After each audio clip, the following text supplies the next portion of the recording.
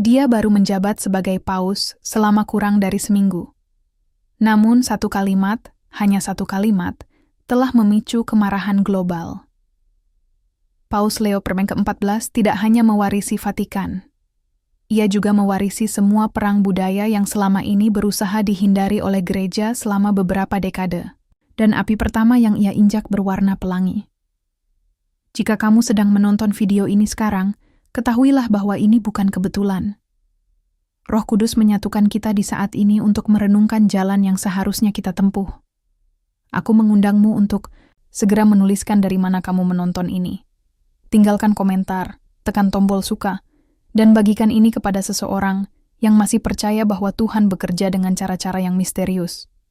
Sekarang, biarkan aku menceritakan apa yang terjadi. Saat itu bulan Juli 1987, dan Chicago kembali berdarah. Udara di atas Hyde Park terasa panas dan penuh dengan suara siren.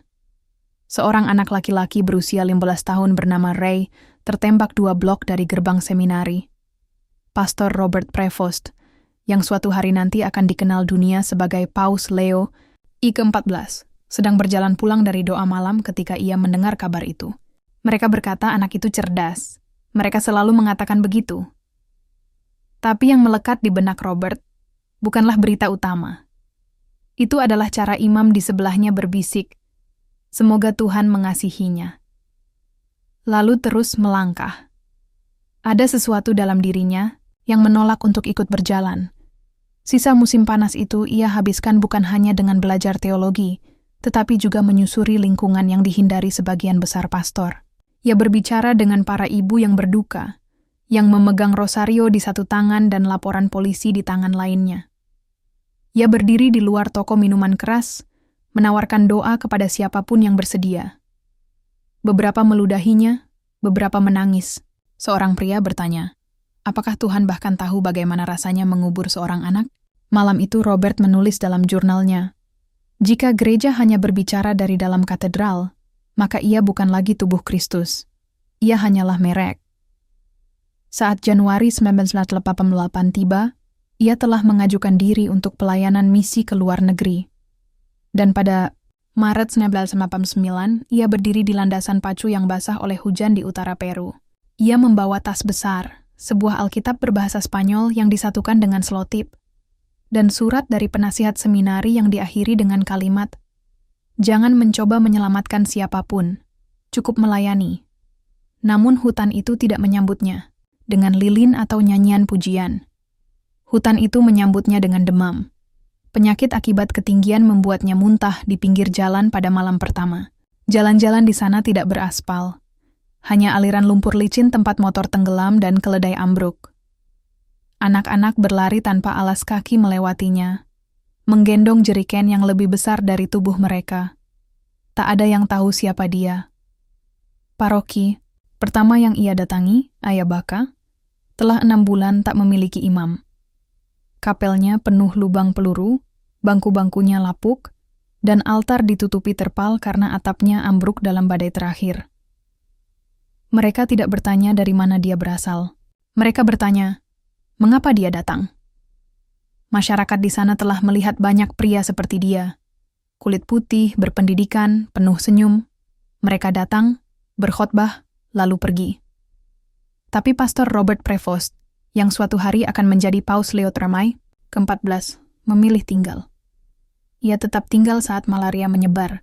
Ia tetap tinggal saat 2 katekis menghilang setelah serangan gerilya. Ia tetap tinggal saat anak wali kota meninggal karena tidak ada obat-obatan di desa. Dan ia tinggal cukup lama hingga dirinya hancur, secara fisik, secara rohani, dan kemudian dibangun kembali oleh orang-orang yang awalnya ia pikir datang untuk dibantu. Ada seorang wanita bernama Donya Pilar, janda dengan 3 anak dan kaki pincang, yang membuat langkahnya terlihat menyakitkan. Ia berjalan 5 mil setiap hari Minggu hanya untuk menyapu lantai kapel. Ia tidak bisa berbahasa Inggris. Ia nyaris tidak mempercayainya. Tapi suatu pagi, ia datang membawa semangkuk nasi dan berkata, "Pastor, jika kamu tidak bersedia menderita bersama kami, maka jangan doakan kami." Robert tak menjawab. Ia tak mampu menjawab.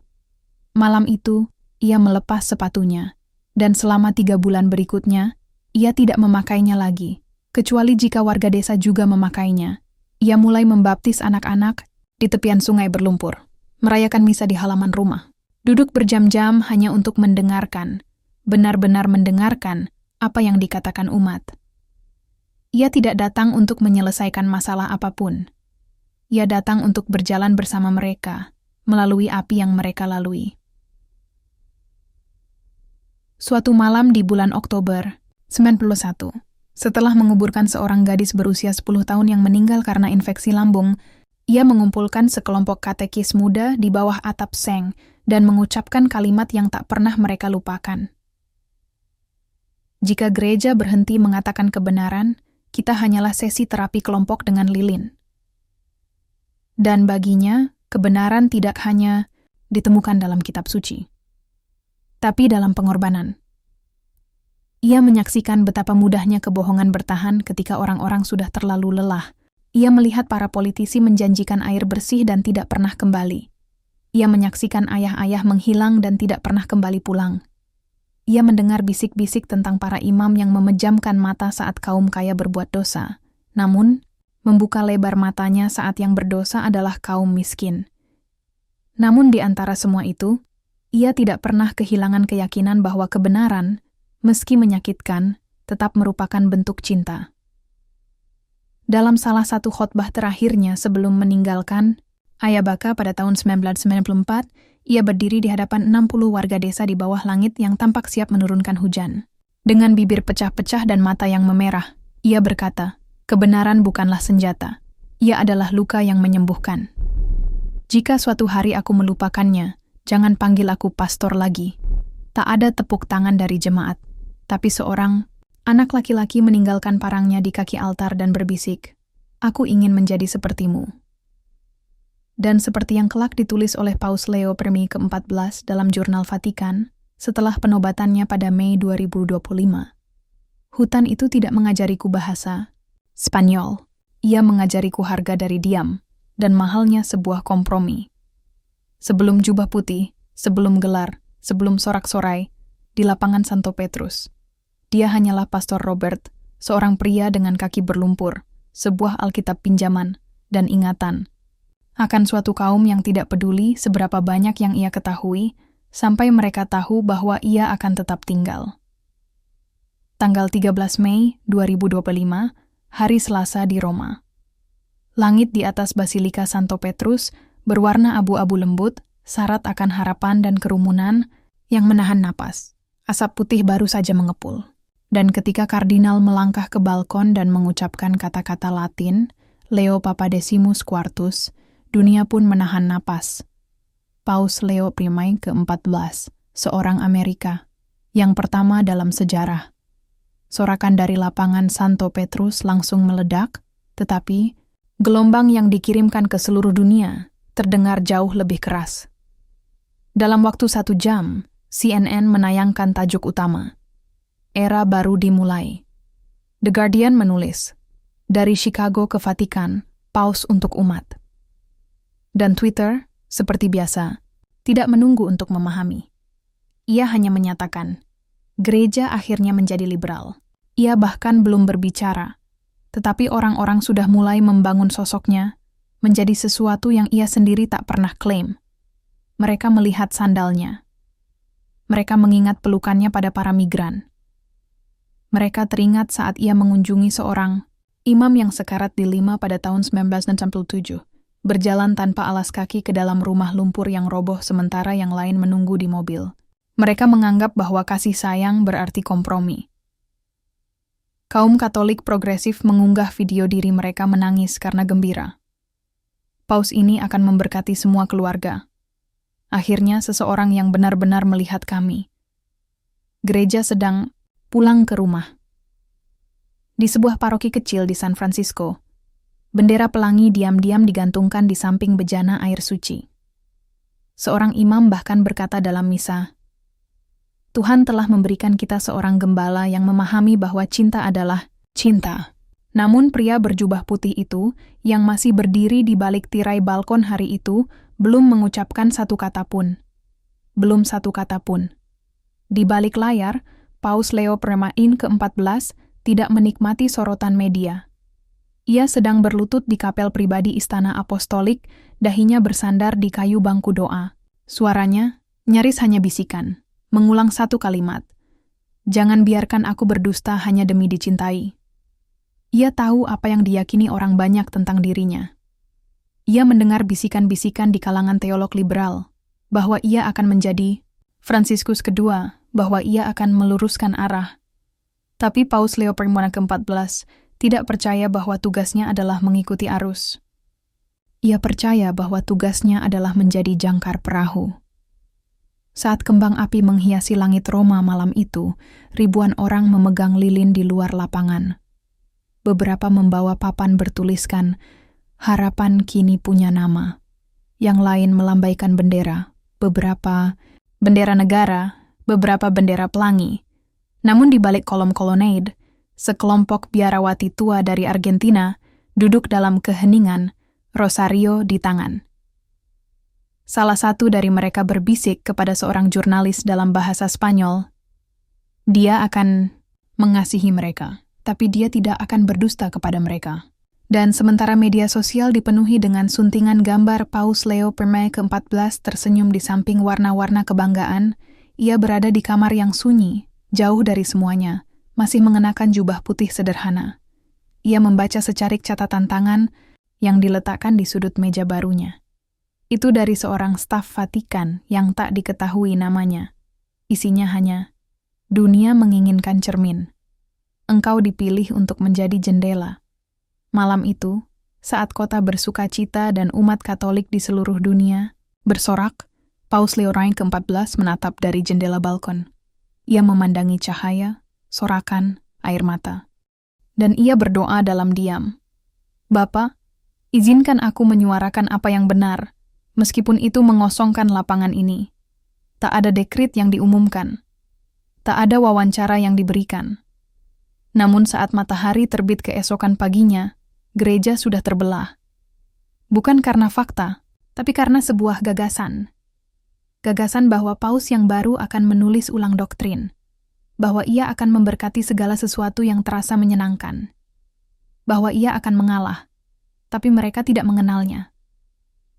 Mereka tidak mengingat tahun-tahunnya di Peru.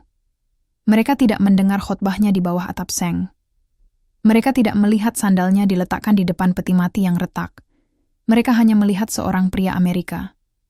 Mereka melihat kehangatan. Mereka melihat harapan.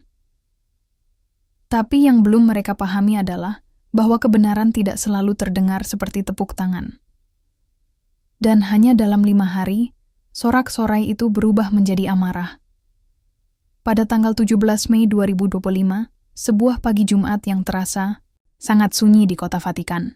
Istana Apostolik penuh dengan aktivitas. Para rohaniwan, petugas keamanan, penerjemah, semuanya melakukan pemeriksaan terakhir. Bendera dari lebih dari 100 negara berkibar lembut di luar Aula Regia, ruang megah tempat para paus menerima kepala negara. Ruangan itu bersinar dengan warisan berabad-abad. Tapi hari itu, keheningannya terasa berat. Tepat pukul 9 Paus Leo ke-14 melangkah ke podium. Ia tidak tersenyum. Ia tidak melambaikan tangan. Ia hanya meletakkan kedua tangannya di sisi mimbar kayu, menatap lautan diplomat di hadapannya, dan menunggu ruangan hening.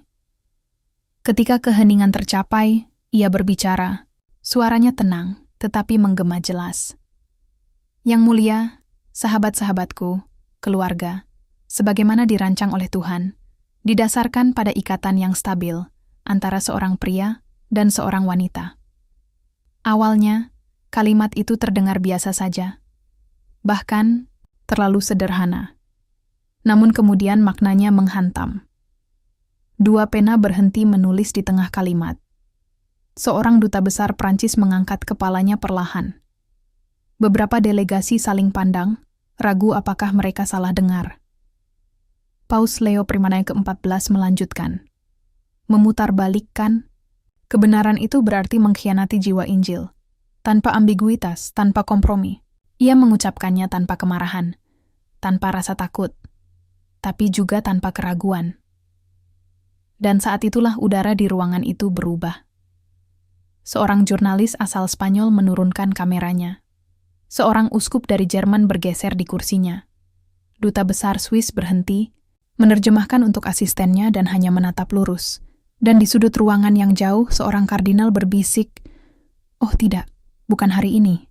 Namun Paus Leo tidak bergeming. Ia tidak meninggikan suara.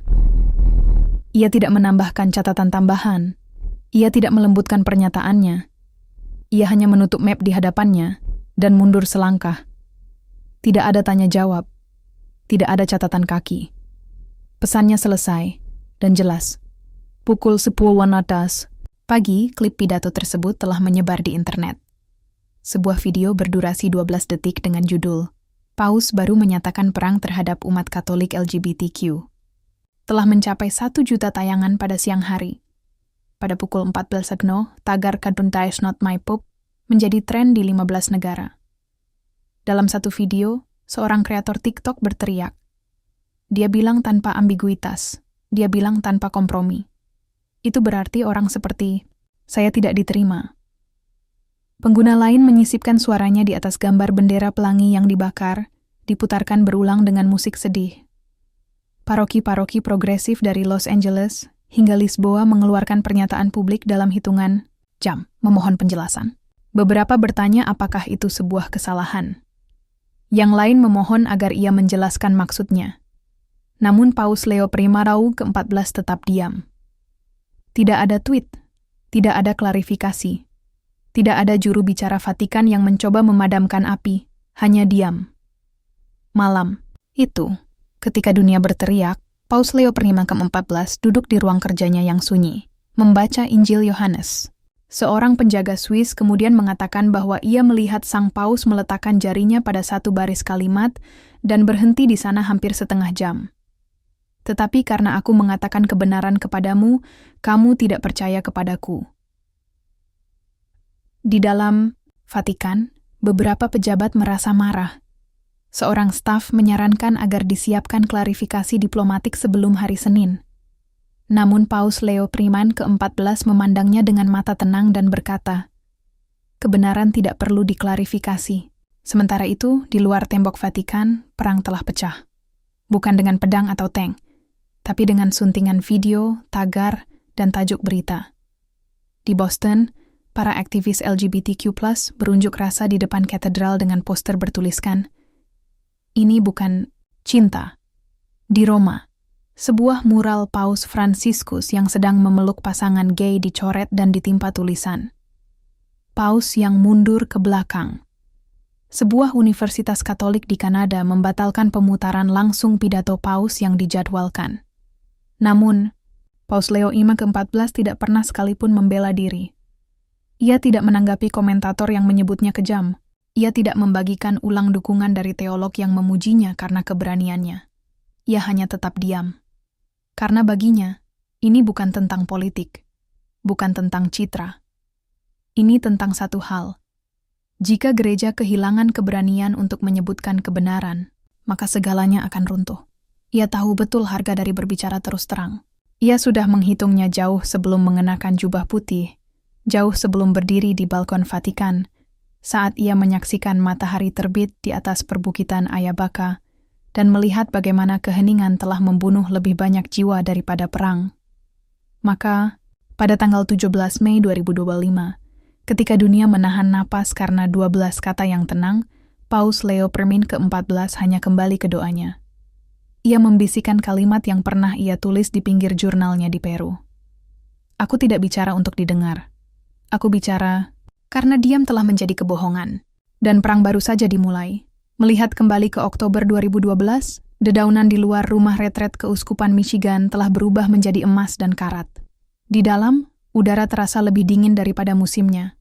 Hampir 40 uskup dan tokoh rohani senior berkumpul dalam sebuah konferensi tertutup tentang iman di tengah budaya yang bergeser. Suasananya tidak bermusuhan, tapi penuh ketegangan. Ketegangan yang timbul ketika orang-orang tersenyum sambil berjalan di atas kulit telur.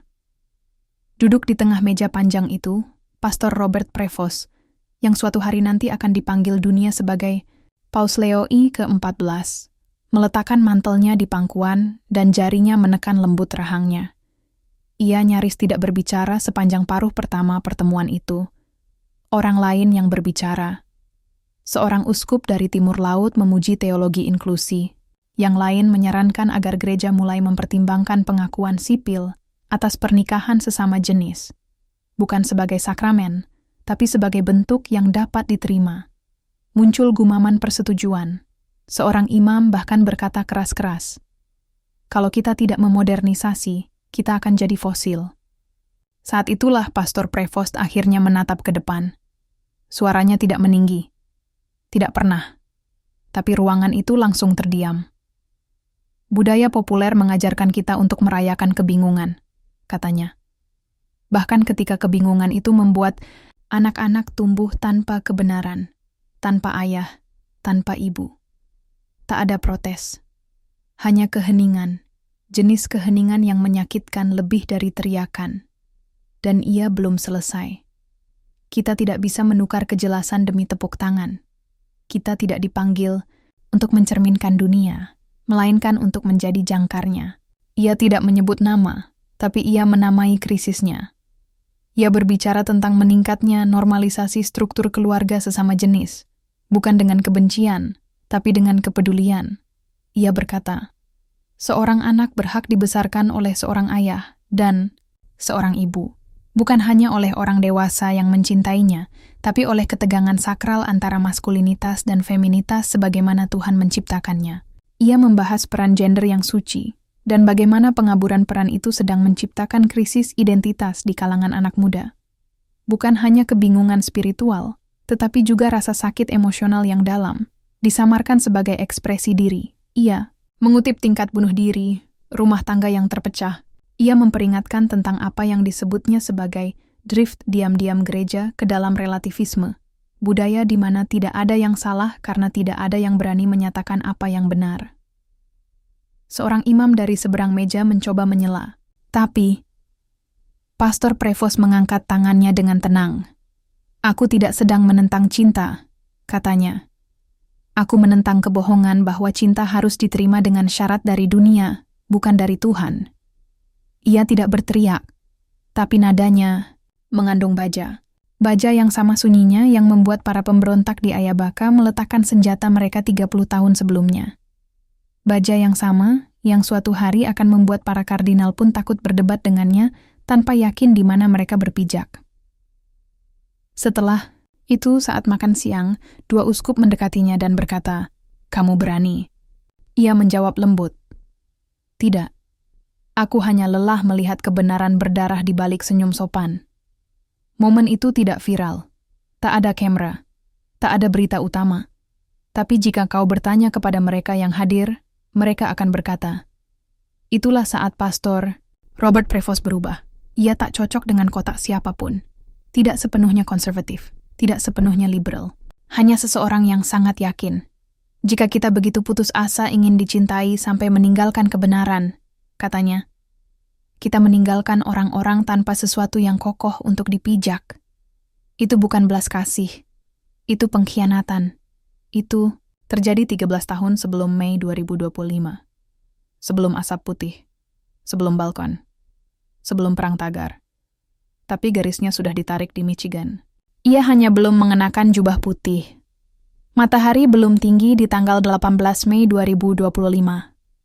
Tapi api sudah menyala. Bukan di jalanan, tapi di dunia maya. Setiap media Katolik utama telah menyiarkan berita itu. Dan kini, pers sekuler ikut bergabung. Kalimat sederhana Paus Leo I ke-14 tentang pernikahan yang diucapkan 2 hari sebelumnya telah tumbuh menjadi gempa budaya. Senin pagi, kantor pers Vatikan diserbu pertanyaan. Apakah akan ada klarifikasi? Apakah Paus menarik pernyataannya? Apakah dia akan melunak dalam homili hari Minggu nanti? Jawabannya sama terus-menerus. Tidak ada pernyataan yang dijadwalkan.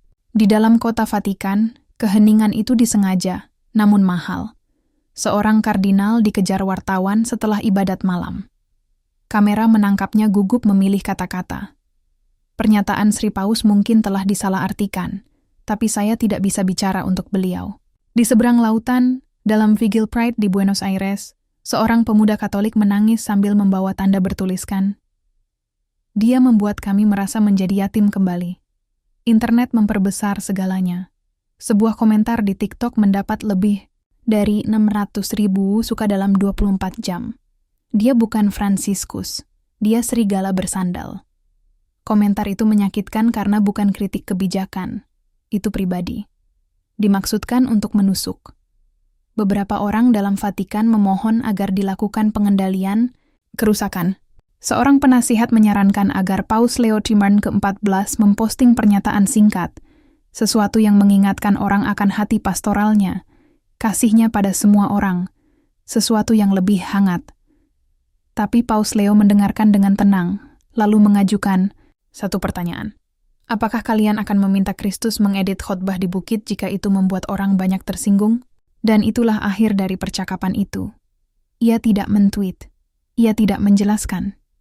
Ia tidak melakukan rebranding. Ia hanya bersiap untuk misa. Dan pada hari Minggu, 19 Mei 2025, dengan lebih dari 10 juta orang menyaksikan melalui siaran langsung global, Paus Leo ke-14 menaiki anak tangga altar Basilika Santo Petrus. Ia mengenakan jubah putih polos, tak membawa naskah, homilinya singkat. Ia tidak berjalan mondar-mandir. Ia tidak tersenyum ke arah kamera. Ia hanya menatap ke arah kerumunan, para peziarah, rohaniwan, jurnalis, dan para skeptis, dan berkata, "Jika kebenaran menyakitkan, biarkan itu menyakitkan. Kita tidak melayani dunia, kita melayani Tuhan, tanpa pembuka, tanpa konteks. Hanya satu kalimat jatuh seperti batu ke air yang tenang. Ruangan terdiam. Seorang biarawati di barisan depan dari Nairobi menundukkan kepalanya dan menangis. Seorang pria yang sedang menyiarkan misa itu berbisik, tak sadar mikrofonnya masih menyala. Dia tidak akan mundur. Dan memang tidak. Karena bagi Paus Leo ke-14, ini bukan permainan politik. Ini pribadi. Ia masih mengingat dengan jelas para remaja laki-laki yang rusak di Ayabaka, yang berkata padanya bahwa mereka bahkan tidak tahu apakah mereka laki-laki karena ayah mereka telah meninggalkan mereka. Ia mengingat gadis 19 tahun di Lima yang berpikir bahwa cinta berarti menjadi objek, karena tak seorang pun pernah mengajarkannya perbedaan antara keintiman dan identitas.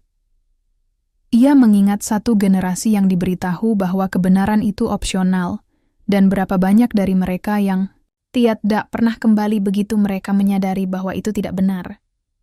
Jadi ia tidak berbicara untuk meraih persetujuan. Ia berbicara karena keheningan sudah terlalu mahal. Di bangku umat, seorang seminaris mencatat diam-diam dan menggarisbawahi satu kalimat. Kita tidak melayani dunia. Di balik altar, seorang kardinal berdiri dengan wajah kaku, tangan disilangkan. Tapi jarinya bergetar. Malam itu, saluran berita terbelah dua. Penyiar liberal menyebut pesan Paus itu dingin, memecah belah, kuno. Komentator konservatif memujinya sebagai kembalinya gereja ke ortodoksi yang sudah lama hilang. Namun di kota Vatikan, semua itu tak penting. Karena malam itu, jauh setelah misa selesai, Paus Leo ke-14 ditemukan sendirian di kapel samping, berlutut. Di depan salib sakristan mengatakan ia tidak bergerak selama lebih dari 1 jam. Dan ketika akhirnya ia berdiri, ia membisikkan sebuah doa yang tak tertangkap mikrofon, tapi seseorang yang cukup dekat mendengarnya dan tak akan pernah lupa. Jika ini adalah salib yang kau berikan padaku, akan kuangkat. Bahkan jika harus kuangkat, sendiri. Jam menunjukkan mau 4:45 pagi pada tanggal 20 Mei 2025, ketika seorang jurnalis dari Argentina yang bertugas di luar gerbang kapel Santa Marta melihat cahaya samar menyala dari jendela ruang doa pribadi. Tak ada pengawal, tak ada rombongan. Hanya seorang pria, tanpa alas kaki, berlutut, kepalanya tertunduk dalam. Itu Paus Leo ke-14. Di tangannya ada secarik kertas yang dilipat, ujungnya aus. Tinta di atasnya telah memudar, tapi ia tidak perlu membacanya lagi. Ia telah menghafalnya sejak puluhan tahun lalu. Surat itu tertanggal 7 Oktober 1993, dikirim dari kantor pos kecil di Peru Utara. Pengirimnya adalah seorang pemuda bernama Kreisel, yang datang ke rumah misi setelah dipukuli ayahnya dan diusir karena menjadi gay. Ia tidak punya tempat tujuan, tak punya sepatu, tak punya makanan, hanya memar dan diam. Pastor Robert, jauh sebelum dunia memanggilnya paus, memberinya tempat tinggal. Ia tidak mengkhotbahinya, tidak menginterogasinya.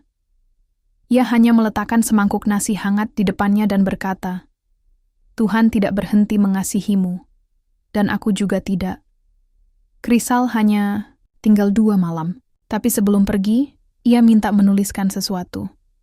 Itulah surat itu. Sekarang, tahun 2025, Paus Leo Perang ke-14 memegangnya lagi. Bukan untuk mengenang momen kebaikan, tapi untuk mengingat beratnya kasih tanpa kompromi.